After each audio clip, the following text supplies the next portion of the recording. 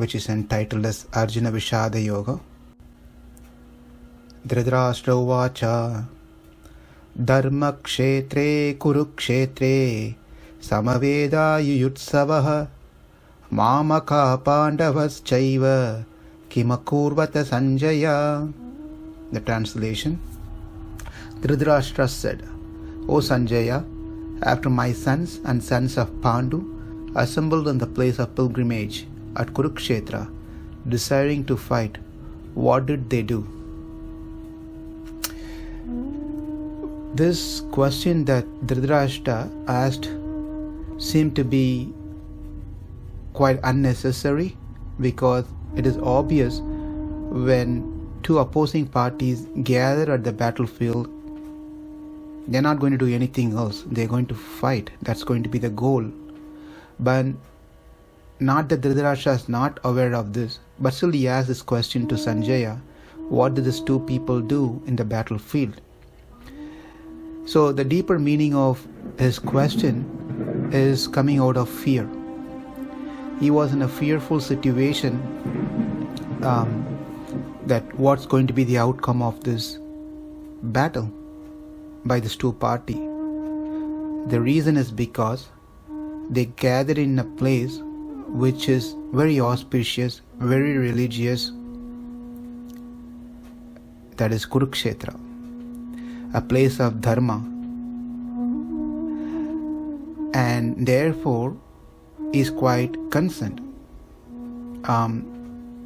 Two things is concerned. One is Yudhishthira Maharaj is already a very dharmic, pious person, very religious and very truthful person. He follows everything. If this place, a Dharmakshetra, Kurukṣetra, where they're going to have the fight, Yudhishthira being a very pious person, this place may be favorable for him and he may become victory at the end.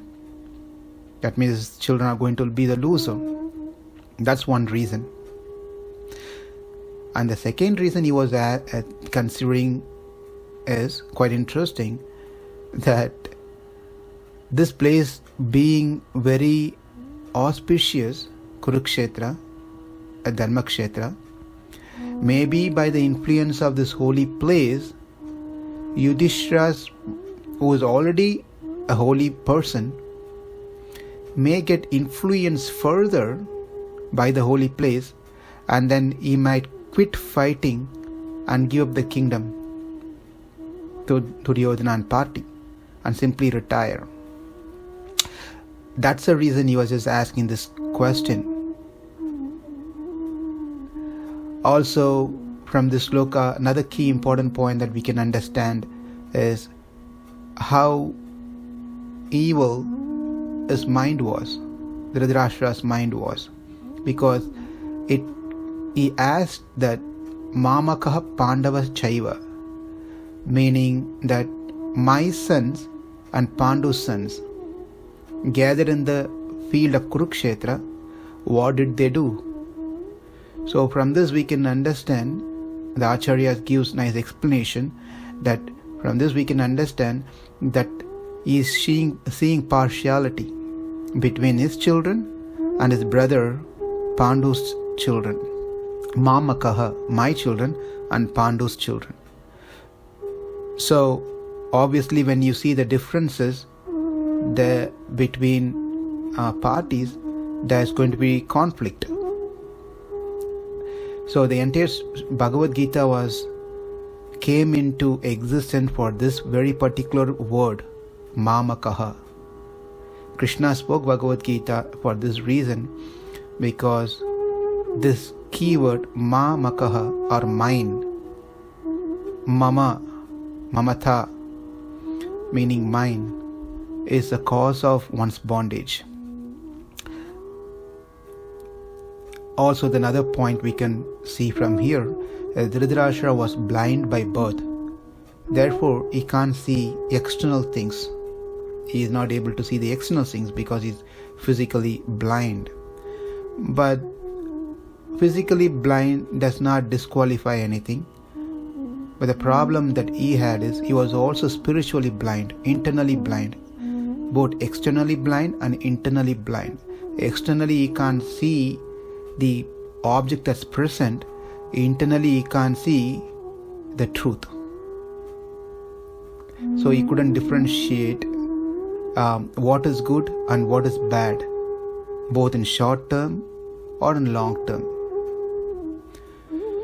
Just to summarize this particular sloka one more time, the material attachment leads to bondage. The lessons that we learn from here, the material attachment leads to bondage, which is what the message here.